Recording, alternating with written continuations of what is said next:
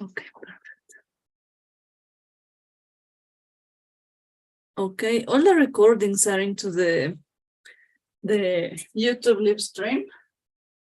So you have the link on the WhatsApp group description, okay?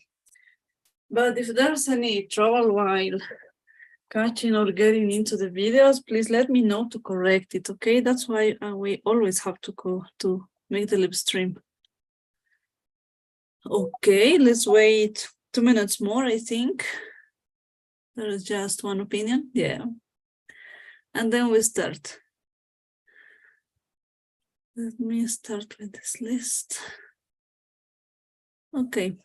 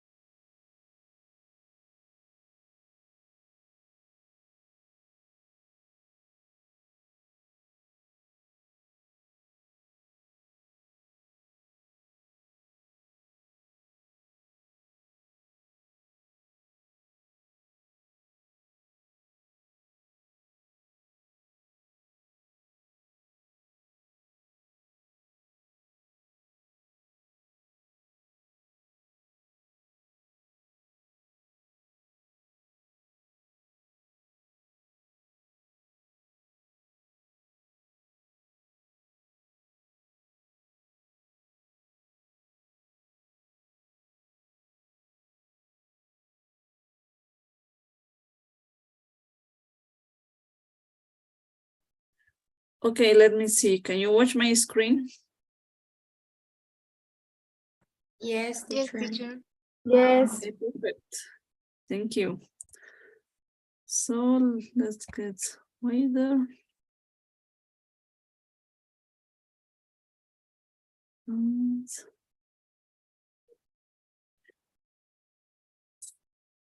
yeah.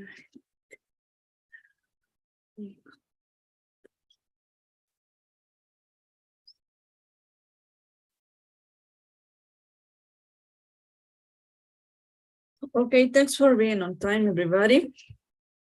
Thanks for staying at the moment we were talking at the beginning. So let's start. I think it's enough. 7 minutes. It's important to finish at the moment.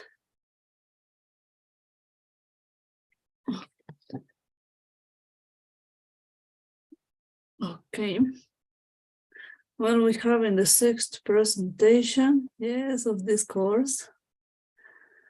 And today we are going to talk about the integumentary system, the skin, general view of this, and some particular situations that really need to be taken care of.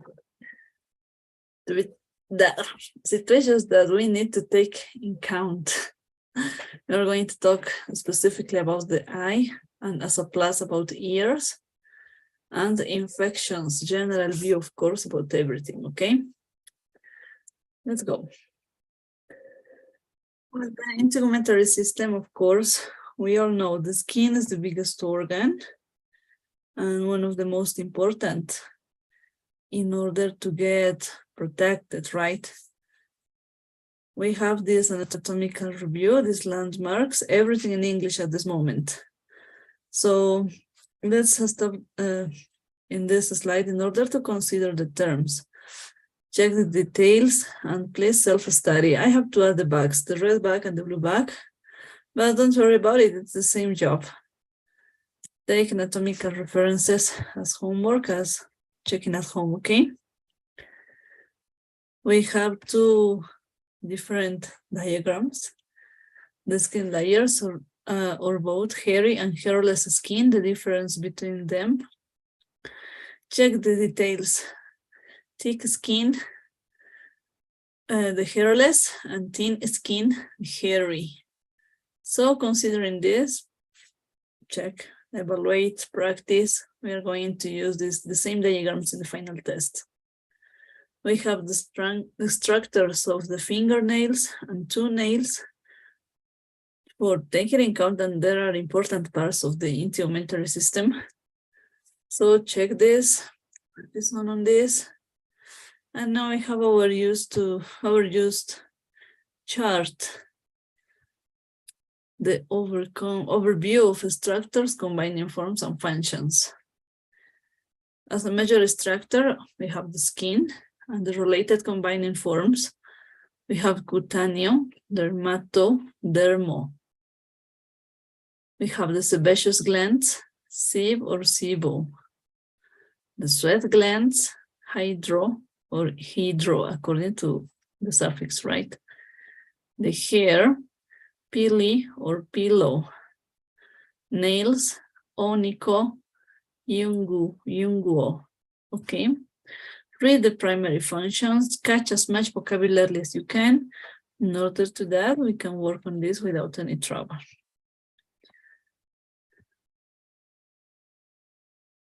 As the word parts, we have again, cutaneo, dermo or dermato, hydro or hydro, hirsute or hirsuto, kerat, kerato, lip or lipo, melan or melano, mic or myco, onico, onic or onico, pili, pillow, pi, pio,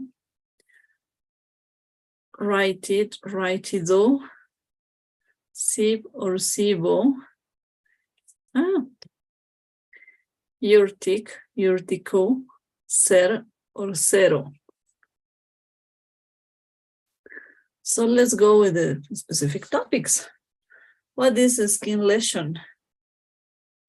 Refers to any skin area that has different characteristics from the surrounding skin, including color, shape, size, and texture.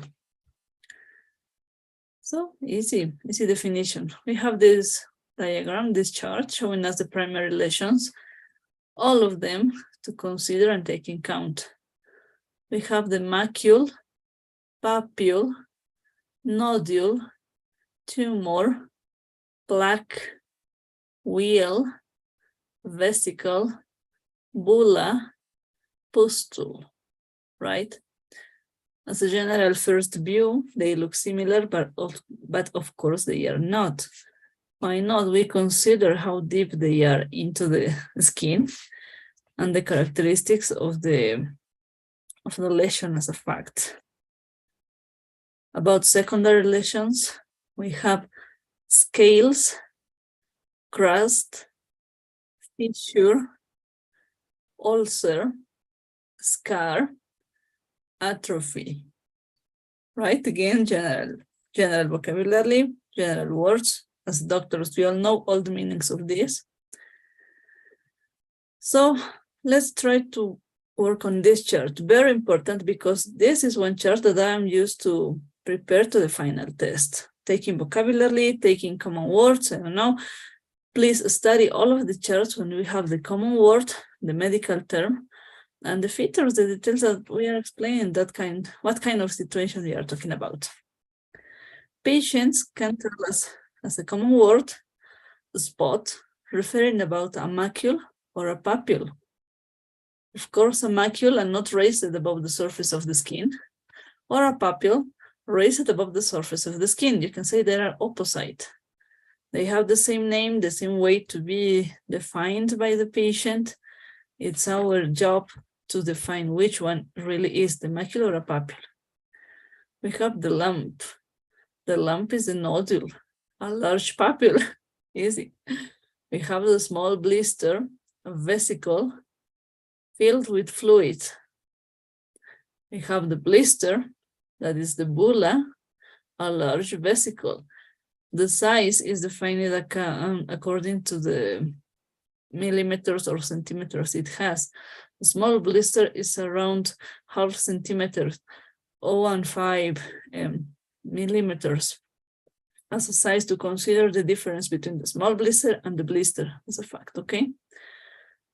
Pustule is the same in the common word and the medical term. That's why we have a hyphen here.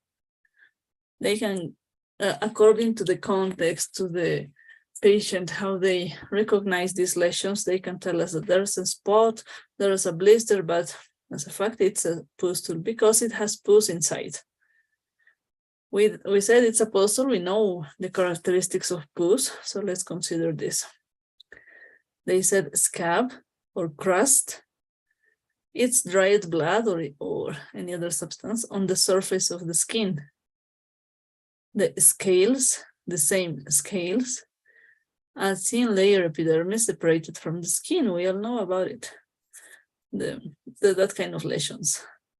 The scar, for a common word, cicatrix in medical term, and we have the plural, remember, making a review about the grammar tip we were talking at the beginning, the change from the X to the CES, right? Cicatrix to cicatrices, the same as in Spanish. The scar. Even in medical terms, we use this scar for being clear, and there's no trouble. It's allowed according to the context, to the skin lesion you are describing. You can use a scar or cicatrix, don't worry about it. A mark on the skin after healing, of course. We have the birthmark, the nevus, a colored skin lesion presented at birth.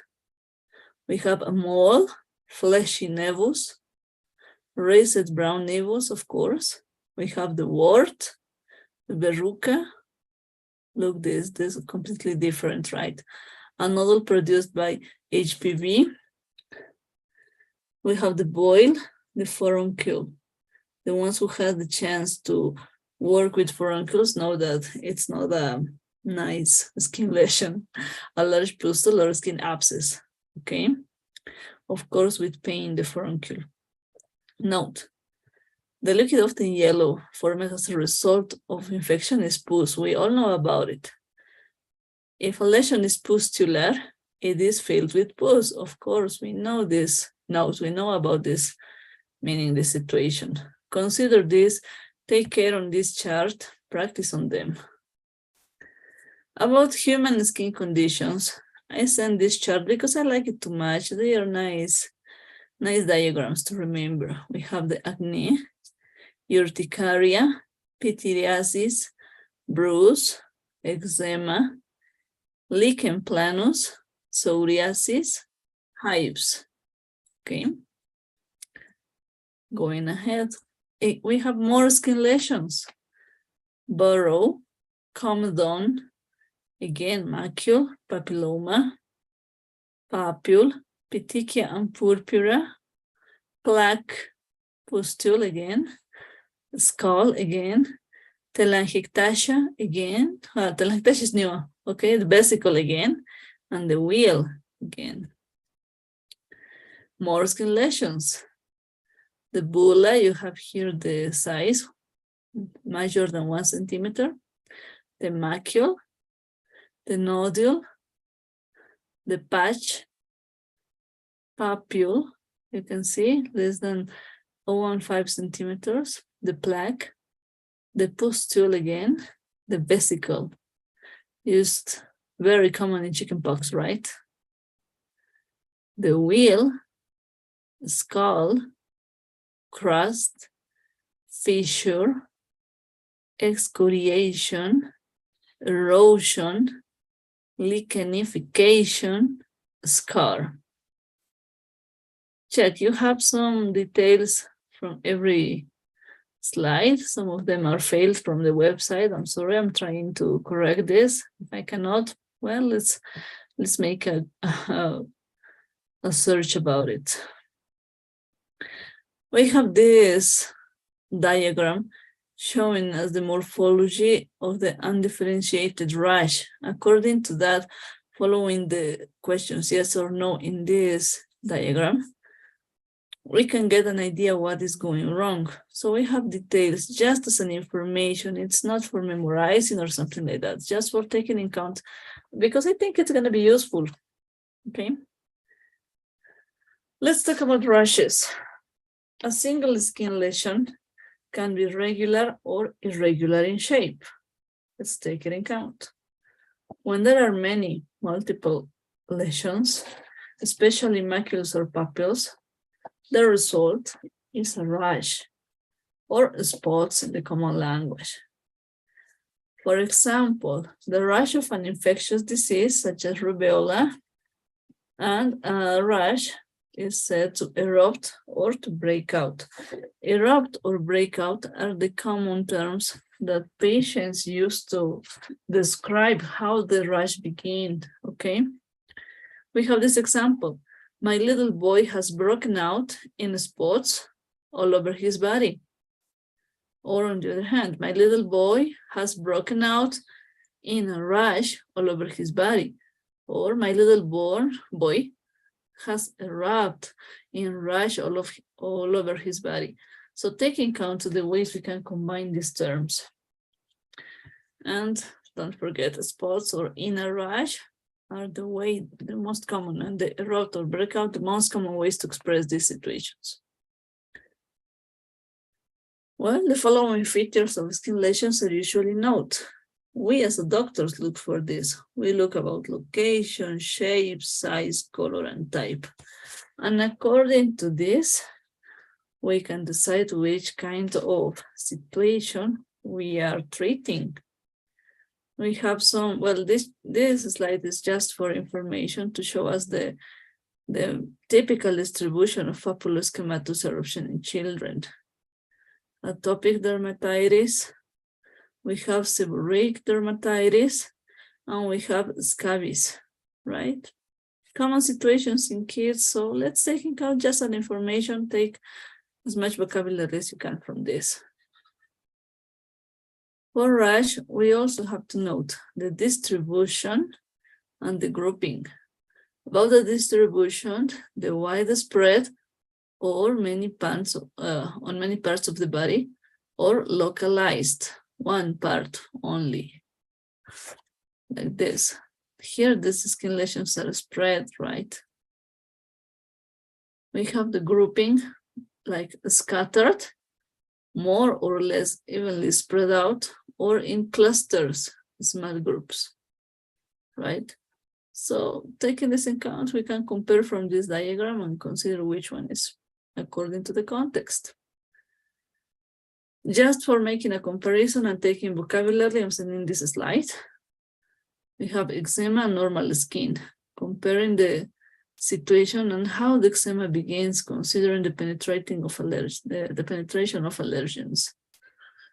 According to this information, we can take this information. Eczema is a condition characterized by skin inflammation that tends to be transient in nature, is aggravated by environmental factors, and is characterized by red inflamed skin. Very common in our country, in Bolivia. In the attitude, we have this situation as a very, very, very common situation, but it's not taken into account by patients. So let's work on this as doctors. Now we have this slide, the types of rashes. Considering the type of rash, the shape, the distribution, well, everything, we can get an idea about the etiology. The eczema, we have a description, the viral rash, poison ivy or poison oak, of course, differences. We have the drug or food reaction. We have a specific treatment for this. We have the heat rash. We have the intertrigo. We have the back bites. Consider the vocabulary in the description of each one, and according to that information, well, we can acquire better ways to express. And some other causes about rashes all over a child's body, viral infections again, autoimmune reactions, slapped cheek syndrome, fungal infections, Neisseria meningitis, humidity, allergic rash. The ones who are allergic like me know that it's not a comfortable situation to become because of a new perfume, a new soap, makeup, something different. We cannot use that kind of products because these reactions are very common and non-comfortable. This chart looks like a game of a kid. I mean, it's very handwritten. It's nice in my opinion, but it has clear information with these diagrams, funny diagrams, I think. So we can consider this just for acquiring the adjectives to use to describe a rash. That's just a general guide, I mean, and in order I think it was funny, I decided to add it. About color, we get it in pink, red, more red, purpley, multicolored. It looks nice, but while reading, while looking for, you can find some of these colors into the skin lesions. About the morphology, nice ways to describe. Bumpy, less bumpy for not losing the idea what we are talking about. Fluid filled, pus filled, all oozing and gross. So consider this, the infected and contaminated skin lesion. About the size, the small, medium, large, really large, big and huge. Consider this just for having fun and practicing, of course. About injuries, injuries are I think one of the most common causes of evaluation for doctors, because injuries need to be taken in care, need to be cleaned up, and well. We have the open wound injuries are some of the most common types of bodily injury in a person can sustain. Open wounds are characterized by a break in the tissue of the skin that can cause bleeding. The causes of open wounds are endless, and they can be classified as internal or external or a combination of each.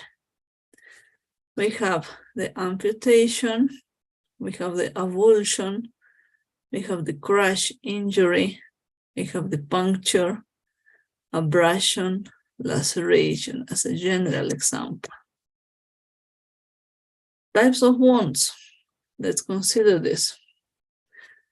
Well, comparing to the normal skin, we have the incision wound, again, laceration wound, abrasion, puncture wound, penetration wound, contusion, hematoma. We have the description on each one. So let's try to check on this to practice and read the descriptions. Let's see, I think one or two for practicing, I think. The puncture wounds are characteristically small and round, but can become deep if enough force is applied. We know about it. Puncture wounds are formed by a sharp pointed objects like pencils or nails. Such wounds can cause moderate bleeding as well as infection if not treated early on. Let's consider this. We have a phrase in the emergency room. We say that all objects that get into the body are taken out in the surgical room, right? Not taken out in the place of first aid attention, not taken out in the emergency room as a fact.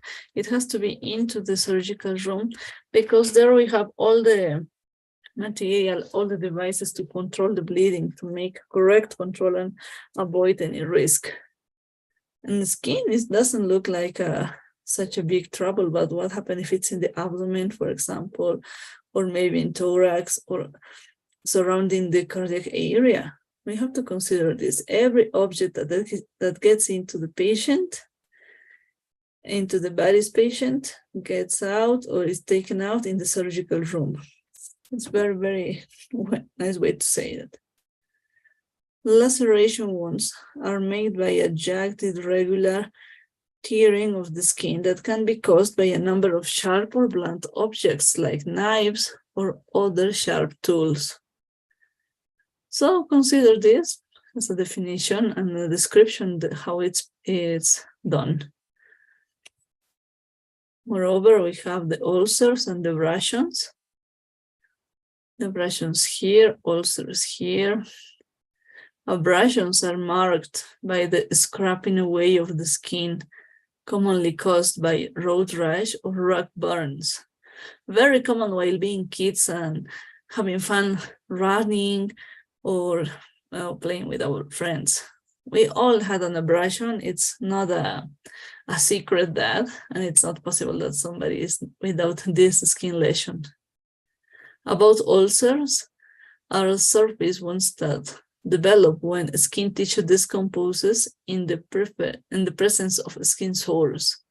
The skin sores are very common skin lesions, and we're going to check this in the next slides. Ulcers are most commonly located on the lower half of the body, like the legs and feet. In mild cases, ulcers will not only cause damage to the top layer of the skin. So let's consider this. About burning wounds occur when the skin comes in contact with the intense sources of heat like fire, electricity, and direct sunlight. We, of course, have the classification first to fourth according to how many layers of the skin are damaged. And we have some diagrams to describe it, some pictures. We all know had the chance to check a burning. I think that we all had the chance to suffer a burning, maybe not so dangerous, but it happens. This classification of burn severity, it's not one of the, well, I think it's not the most uploaded, the actual one, but it's nice just for checking, for practicing, for catching vocabulary. If there you have another classification, you can use this. I'm not going to ask about medical knowledge, of course. I'm going to ask new vocabulary. So consider this way of expressions. First hyphen degree, that's the correct way to write it down. If you don't use the hyphen, it's considered as a separated term. But if you use the hyphen, it's going to be useful. It's going to be easier to understand that we are talking about just one idea for second degree, third degree, and ahead, okay? The degree of a burn is determined by the layers of skin involved. So you can see the skin red right in the first degree, painful, of course. We have here the second degree, partial thickness, you can see, and the third degree, full thickness. Take it in count, just for practicing, for catching vocabulary.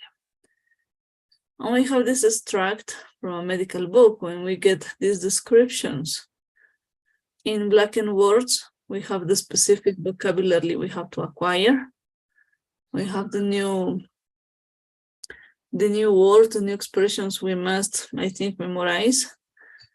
And well, we have mechanical injuries to the skin are divided into those caused by a blunt force, such as a punch from a fist, and those caused by a sharp force, such as a knife. Take it in count, practice with that. Injuries from blunt forces, abrasion, also called graze or scratch, that are superficial. We have contusions that are also called bruise. Bruise is the common term. We have the laceration that is also called tear. Again, tear is the common term. We have injuries from sharp forces, incised wound, also called a cut for the common English. And we have the depth of a penetrating wound. So let's consider this. Okay, let's practice, let's read this, catch as much vocabulary as you can. We have the process of the wound healing, just as an information. Consider all the elements that are being formed and that they are important for controlling the situation. Just as an information, this slide. And again, we have the case report. It's very funny, it reminds me when I was in the med school. A 9-year-old boy presented to the accident and emergency department after he stumbled and fell while running wood.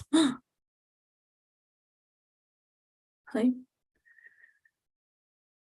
He had received a blow to the head from a rock and had been scratched by bushes.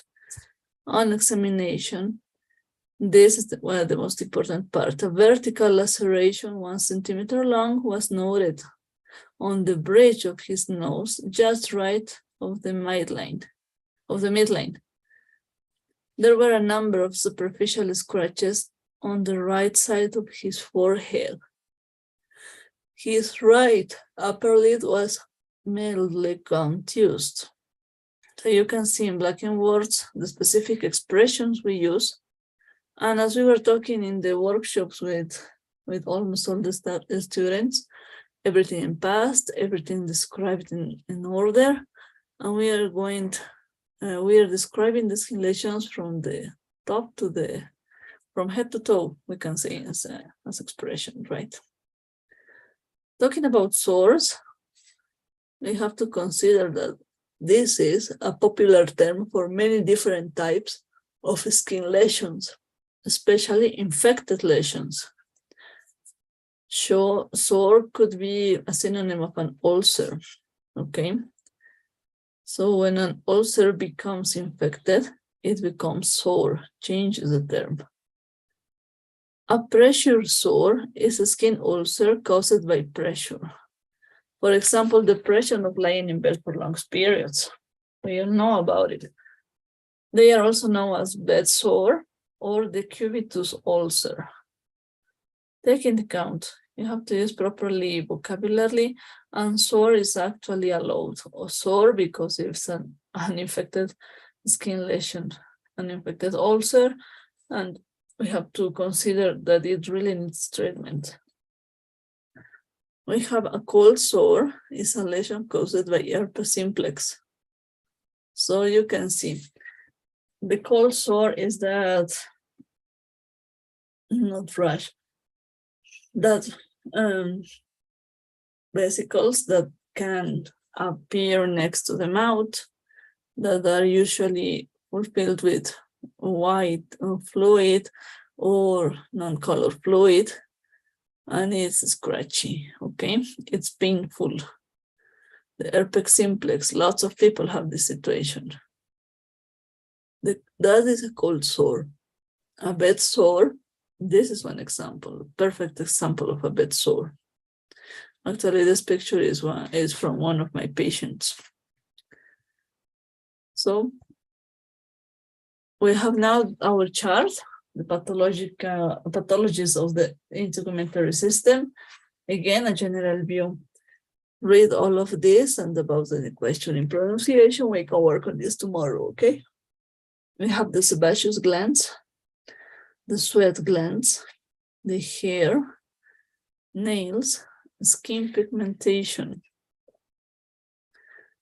bleeding into the skin, surface lesions, fluid-filled lesions, lesions through the skin, birthmarks, dermatitis, the most general ones. Of course, there are some more skin lesions, but in this chart, it's not going to be an objective to write down everything. Now I have erythema, the general skin conditions, bacterial and skin infections, fungal skin infections, skin growths. We have parasitic skin infestations. We have burns. We have skin cancer.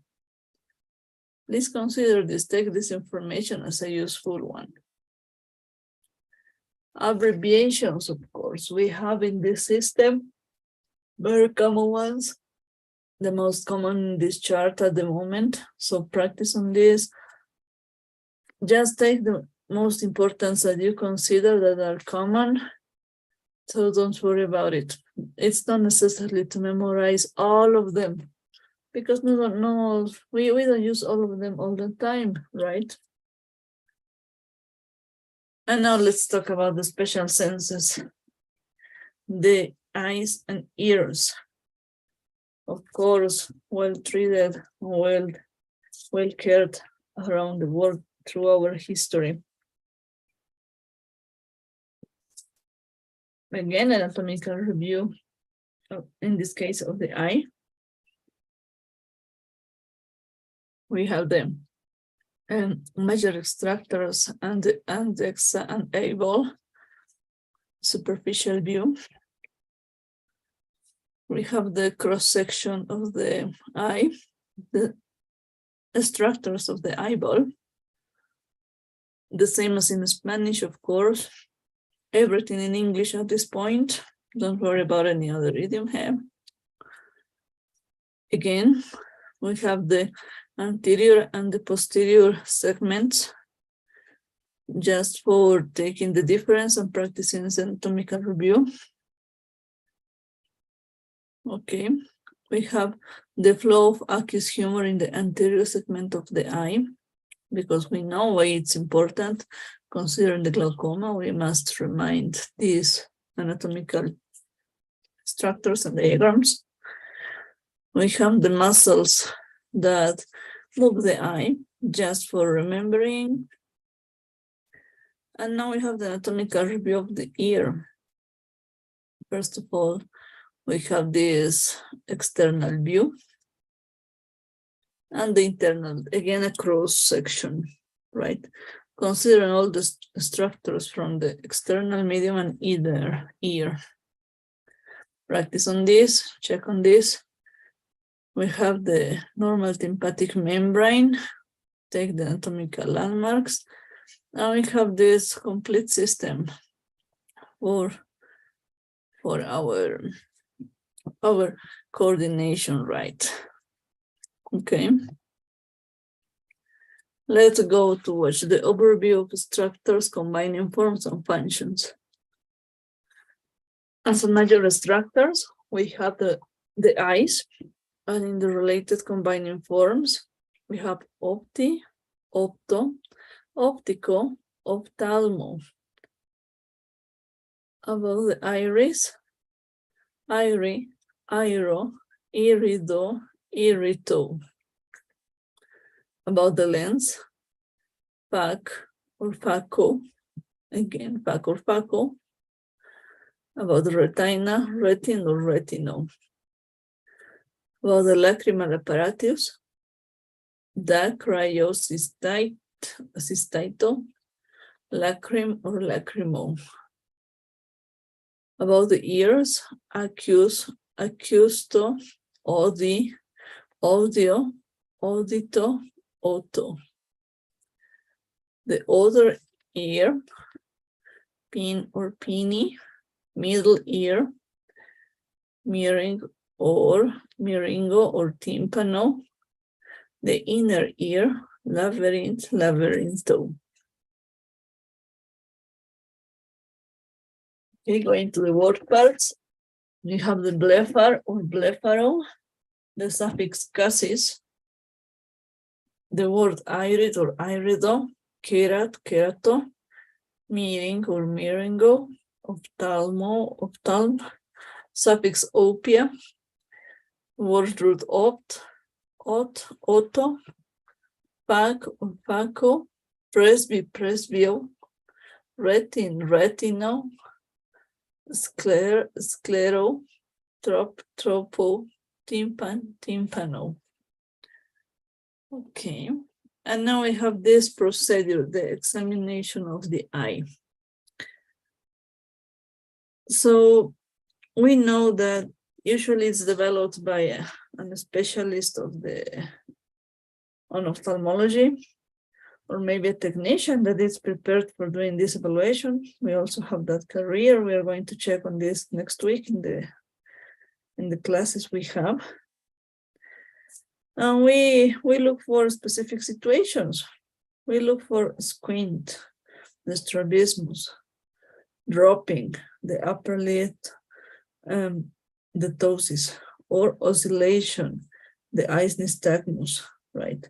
These situations very, very common, we can say, because we see it while walking. We can check a patient like this, or maybe in our families, who knows? And according to the evaluation, well, it's the specialist and the optometrist who decides the correct treatment, the way to correct the vision, right? In lid lag, the upper eyelid moves irregularly instead of smoothly when the patient is asked to look down. Next, examine the pupils and note whether they are equal in size, they are regular in outline, evenly circular, they are abnormally dilated, large, or constricted, small. They react normally to light and accommodation, focus on near objects, right? We look for the outline, the shape, and the accommodation and the size, right? To test the reaction to accommodation, ask the patient to look into the distance. So hold your finger in front of their nose and ask the patient to look at it. The eyes should come together and converge, and the pupils should constrict as the patient looks at the finger. Check also for cataract, opacity of the lens. We all know about it. Just as a general description of how this examination is developed, please memorize the vocabulary that is here placed. About the examination of the ear, well, this procedure is developed when you receive the training.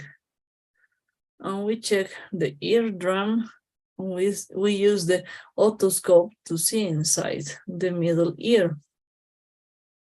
The external ear. Okay, the otoscope is this device that is showing us the structures.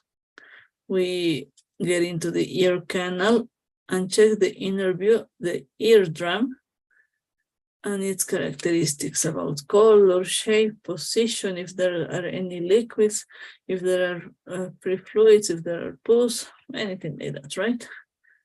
Or a foreign object. This slide is just for information. We are checking the comprehensive eye test detect what we really evaluate: refractive errors, cataracts, glaucoma, pterygium, retinal conditions.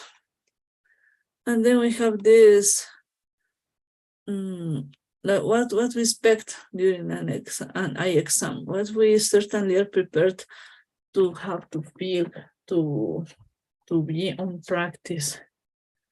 We have the eye chart reading, swinging flashing test, the cover test, confrontation visual field test, the color blindness test. We have the refraction. We have still lamp exam, the slit, and the applanation tonometry.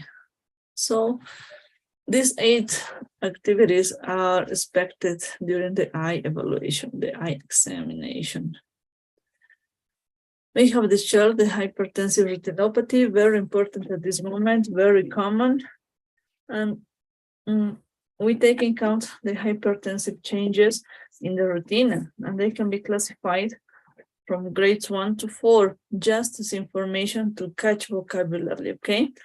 Read this slide and let's compare the normal fundus with the hypertensive retinopathy. In the normal, of course, we have all the anatomical details that we must check. But in the hypertensive retinopathy, we have findings: cotton wool spots, retinal hemorrhages, papilledema, arteriovenous nipping, heart exudates, silver wiring, right? Just as an information, but very important. About the pathologies of the eye, we must consider this. Pathologies of the eyelids, additional indexa pathology, uvea, cornea, iris, and sclera, the eye as a fact, refractive disorders, functional defects, and blindness, causes of blindness. About the pathologies of the ears and hearing, we have from the outer ear, from the middle ear, and the inner ear. Read all of them, please. And we have the hearing loss. It's one of the most important situations we must consider. Read all of these causes, and according to that, we can work tomorrow. Abbreviations relating to the eyes. Of course, you have this, OD, OS, OU. So practice. Abbreviations related to ears, very similar, AD, AS, AU, you can see. You can see very, very common ways to describe, I mean. And abbreviations related to the special senses, we have all of this information. All of these ones for practicing, and again, I repeat this because it's important. Just memorize the most important ones according to your medical practice. Let's talk about infections, general view, because infections is a great word, a huge, huge word in information and research. And we consider this, that an infection is the invasion and growth of germs in the body. We all know about it. We have this idea in mind. Of course, it's the same as in Spanish. And we define it because germs are coming into the body and they are not used to, they don't have to be there. Germs may be bacteria, viruses, yes, fungi, or other microorganisms. Infections can begin anywhere in the body and may spread all through it. The same as we were talking in oncology, the term spread is a common one. The term spread is for making clear that they go to parts that they are not allowed. Microorganisms, okay? Infections differ from other diseases in a number of aspects. Most importantly, they are caused by living microorganisms, such as viruses or bacteria, that can usually be identified, thus establishing the etiology early and in the illness. Many of these organisms, including all bacteria, are sensitive to antibiotics, and most infections are potentially curable. Unlike many non-infectious degenerative and diseases, right? Just as an information, but check the vocabulary and expressions. We have this chart when we check the spread of communicable diseases, considering the receiver, men, animal, and inanimates, and the susceptible host, men and animals, and all the ways that infections can use to infect, 1, the receiver, 2, the host.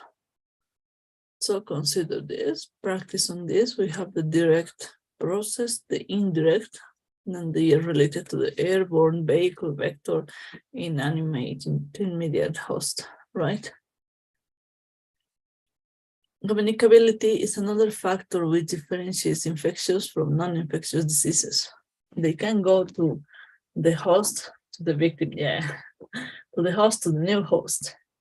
and the transmission of pathogenic organisms to other people, directly or indirectly, may lead to outbreak or epidemic. Just check the process that COVID-19 was spread all around the world. We have the patient zero, and according to that patient and its movement, we can guess, we can define the way how this infection was spread. Finally, many infections are preventable by hygienic measures. For example, vaccines, especially liver-related vaccines such as rubella vaccine, or drug prophylaxis, chloroquine to prevent malaria, for example. We all know these activities. We all have the chance to check all of this new information. And well, living through that, because we have the possibility to be at this time wearing the face mask, using soap, using alcohol, washing hands frequently and properly, of course. And according to that, we can control this spread. So for doctors, we have moments to wash our hands just for information, for taking it in count. And we must consider this. Microorganisms include bacteria, viruses, fungi, protozoa, such as the parasite that causes malaria. Another general word of these pathogens are microbes. But patients refer to microbes as germs or bugs in a general view of this. In a general way to express, maybe like a ganja, we can consider them, but patients can tell you bugs instead of microbes, instead of microorganisms, or instead of parasites, okay? The common expression for acquired infection disease is this, the one that is in this chart. Could he have caught some disease from the dog? One way. Could he have picked up some disease from the dog? I think I've caught the flu bug that is growing around, or that is going around. So let's consider this.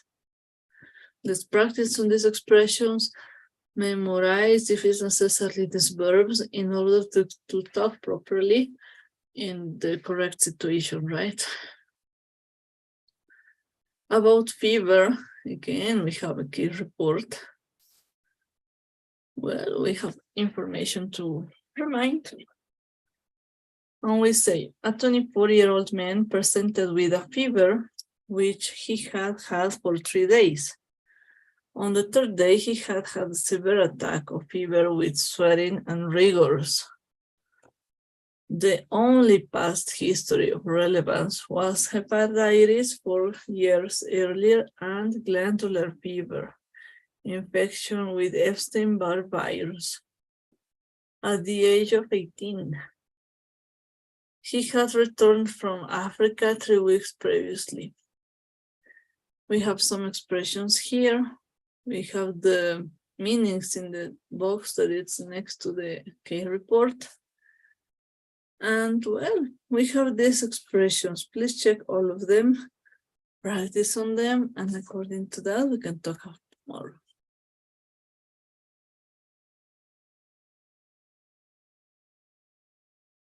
Okay, we have the common signs and symptoms in an infection. General view of this, because patients come to us with that kind of situations, and that's why we take labs to define which germ is against us, right? We have fever, drowsiness, respiratory symptoms, diarrhea, abdominal pain, skin rash, difficulty feeding and or vomiting, rhinorrhea, conjunctivitis, and headache. So take it in count, because these common signs and symptoms usually come for everything.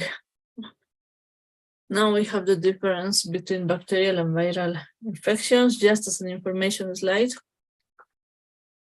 Consider the bacterial infection as the key signs include symptoms lasting for this period, 10 to 14 days. Fever becomes exceptionally high, and fever gets worse over time rather than improving. And in viral infection is the opposite. His signs include, if due to influenza virus, the flu, the symptoms respond well to antiviral medication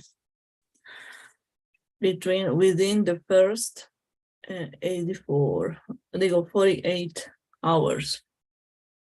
Okay. Fevers eases with time, and in order fever is uncomfortable, but usually not dangerous. Viral pass away, but its own bacterial needs antibiotics, needs treatment. This chart is just for information. Compare the bacterial and the viral infections and the common situations to be evolved in that kind of situations. Just for reading, for information, for catching vocabulary. Again, this list of symptoms is comparing the COVID-19, the cold, and the flu.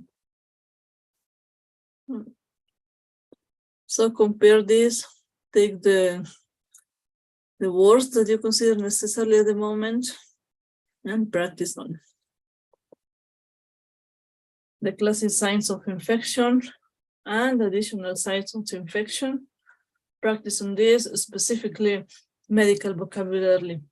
We are going to use this chart for homework, so take it in count.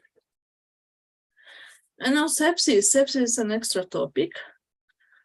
When we practice on this, because we all know must recognize a process, no matter if we are doctors or not. When we talk about sepsis, we must consider that if we fail, we can lose our patient, we can lose our family, and well, for reading, for eyes reading, brain must be informed. If brain doesn't know what we are watching, eyes don't know what they are looking for. Read all of this information and practice on this, the vocabulary specific one. That's medical terms, of course. The symptoms of an adult sepsis, they look like a general infection, but of course not. We have to be extremely detailed. We take the fast breathing, skin rash or clammy sweaty rash, fast heartbeat, the tachycardia, weakness or aching muscles, not passing much or any urine, very anuria. Patients feel confused, disorientated, or slurring, feeling very hot or cold, chills or shivering, feeling very unwell, extreme pain in the worst fever.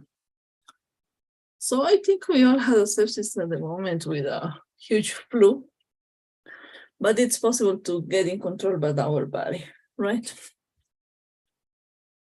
And well, we have this surviving campaign of sepsis. When we have these acronyms, the time. When it comes sepsis, remember, it's about time. Time is the acronyms to remind that if we do and recognize a sepsis process on time, we have a chance to save the patient's life. We must think on temperature. We might look for infection, the signs and symptoms. We evaluate the mental decline. And we see if the patient is extremely ill or feels extremely ill. According to these acronyms, we don't miss the most important point.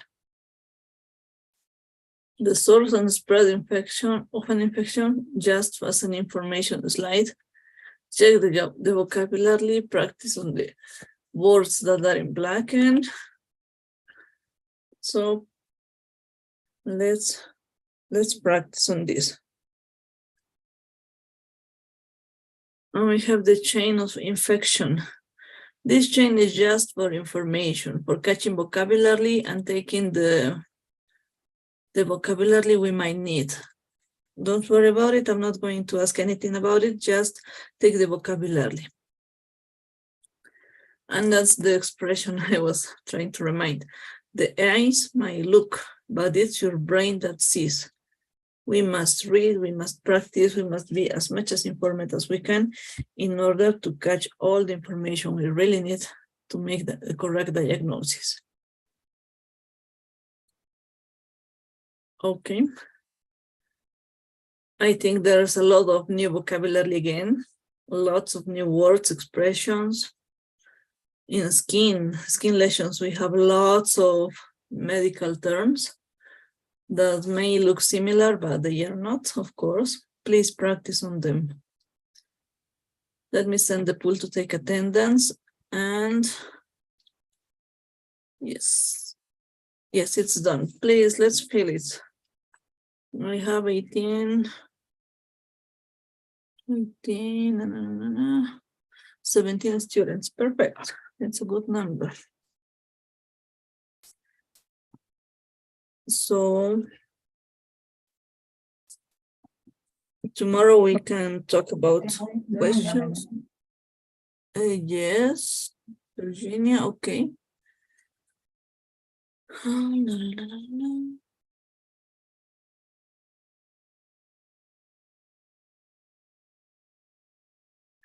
So let's practice on this, keep on reading, and if there is any question, I'm here to answer this.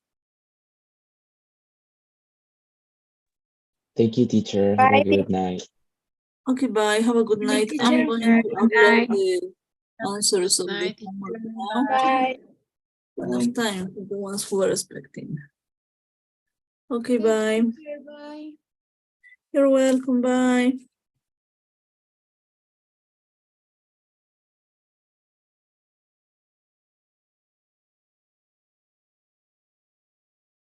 Okay.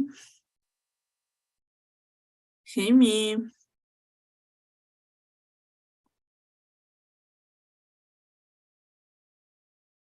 Jamie, can you listen to me? Jamie. Well, I don't know if she's there or not. Well, patience. Patience, that's all. Okay, everything is done. Everybody left.